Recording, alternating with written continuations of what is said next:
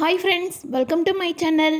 நம்ம சேனலில் இன்றைக்கி முட்டை வச்சு ஒரு சூப்பரான சுக்கா ரெசிபி தாங்க எப்படி செய்கிறதுன்னு பார்க்க போகிறோம். இது வந்து சப்பாத்தி, சாதம், தோசை எல்லாத்துக்கூடையுமே ரொம்பவே சூப்பரான காம்பினேஷனுங்க.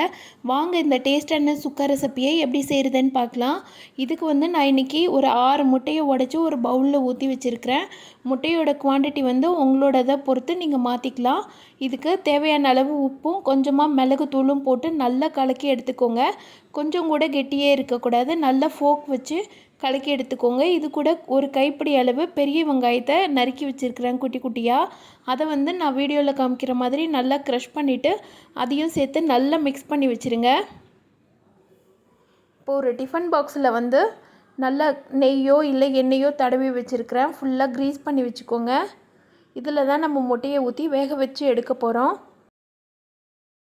நம்ம ரெடி பண்ண முட்டை எல்லாத்தையும் டிஃபன் பாக்ஸில் ஊற்றி நல்லா லிட் போட்டு மூடி டைட்டாக மூடி வச்சுருங்க. இதை வந்து ஒரு அகலமான பாத்திரத்தில் இந்த மாதிரி தண்ணி ஊற்றி வேக வச்சு எடுத்துடலாம். நீங்கள் இட்லி பாத்திரத்தில் வேக வச்சாலும் சரி, இல்லை இந்த மாதிரி கடையில் வேக வச்சாலும் சரி, இதில் வேக வச்சு எடுத்துடலாம். இது வேகிறதுக்கு ஒரு 5 நிமிஷத்துலேருந்து 7 நிமிஷம் வரைக்கும் ஆகுங்க. நல்லா வெந்து வரட்டும். அதுக்குள்ளே கடாயில் எண்ணெய் ஊற்றி சூடு பண்ணிடலாம். அதில் 1 ஸ்பூன் கடுகு உளுந்தம் பருப்பு, 1 ஸ்பூன் சோம்பு, 1 கொத்து கருவேப்பிலை, 1/4 ஸ்பூன் சீரகம் போட்டு நல்லா பொரிய விட்டுடுங்க. கடுகு நல்லா பொரிஞ்சு வந்தோடனே பெரிய வெங்காயம் 2 பெரிய வெங்காயம் நறுக்கி வச்சுருக்கிறேன். அதை சேர்த்து வதக்கிடலாம். வெங்காயம் ஓரளவுக்கு கண்ணாடி பதம் வர வரைக்கும் வதக்கி எடுத்துக்கோங்க. வெங்காயம் ஓரளவு கலர் சேஞ்ச் ஆகி வந்தோடனே காரத்துக்கு வந்து கொஞ்சமாக காஞ்ச மிளகாய் போட்டுக்கலாம். இது வந்து வாசனைக்காக போட்டிருக்கேன். இந்த மாதிரி போடும்போது நல்ல டேஸ்ட்டாக மணமாக இருக்கும். இது கூட 1 ஸ்பூன் அளவு இஞ்சி பூண்டு பேஸ்ட்டு சேர்த்துட்டு அதையும் வதக்கிடலாம். இஞ்சி பூண்டு பச்சை வாசம் போகிற வரைக்கும் வதக்கிட்டு தக்காளி பழம் வந்து 1-2 நறுக்கி வச்சுருக்கிறேன். அதாவது 2 வெங்காயம்னா 3 தக்காளி பழம் எடுத்துக்கோங்க. அதையும் சேர்த்துடலாம்.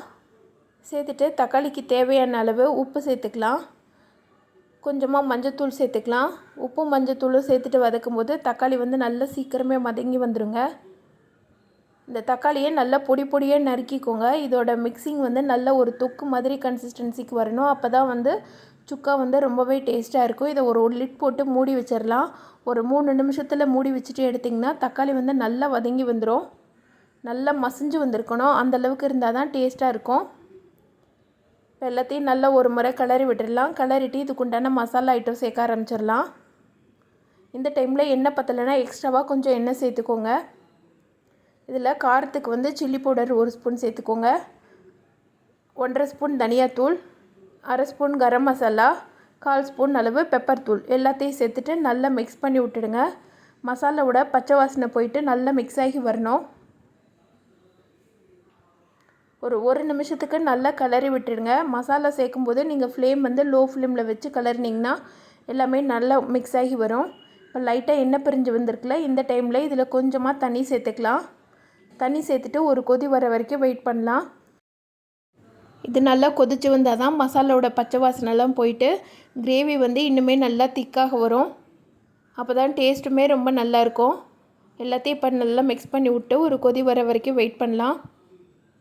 இது ரெடியாகி வர்றதுக்குள்ளே நம்ம டிஃபன் பாக்ஸில் வேக வச்ச முட்டையை எடுத்துக்கலாம். முட்டை வந்து வெந்துருச்சான்னு சொல்லி செக் பண்ணி பார்க்கலாம். நல்லா ஸ்பாஞ்ச் மாதிரி வந்திருக்குங்க. இது ஒரு 2 நிமிஷம் ஆற வச்சிட்டிங்கன்னா இந்த மாதிரி கத்தி வச்சு சைட்லெலாம் ஓரத்தில் எடுத்து விட்டிங்கன்னா அழகாக பிரிஞ்சு வந்துடும். இந்த மாதிரி செய்து சாப்பிடும்போது ரொம்பவே டேஸ்ட்டாக இருக்குங்க. நீங்கள் மட்டனில் சிக்கன்லலாம் சுக்கா செய்து சாப்பிட்ருப்பீங்க. ஒரு முறை இந்த மாதிரி முட்டையில் வச்சு சுக்கா செய்து சாப்பிட்டு பாருங்கள். டேஸ்ட்டை மறக்கவே மாட்டிங்க. அந்தளவுக்கு ரொம்ப டேஸ்ட்டாக இருக்கும். இப்போ டிஃபன் பாக்ஸை லைட்டாக டேப் பண்ணோன்னா இந்த மாதிரி நல்லா பிரிஞ்சு வந்துடும். இதை வந்து ரொம்ப குட்டி குட்டி பீஸாக போடாமல் ஒரு மீடியம் சைஸ் பீஸில் கட் பண்ணி எடுத்துக்கலாம். உங்களுக்கு வேணுன்ற அளவுக்கு பீஸில் கட் பண்ணி எடுத்துக்கோங்க. கட் பண்ணிவிட்டு இதை லைட்டாக கை வச்சு உதுத்து விட்டிங்கன்னா ஒரு பீஸாக நல்லா பிரிஞ்சு வந்துடும்.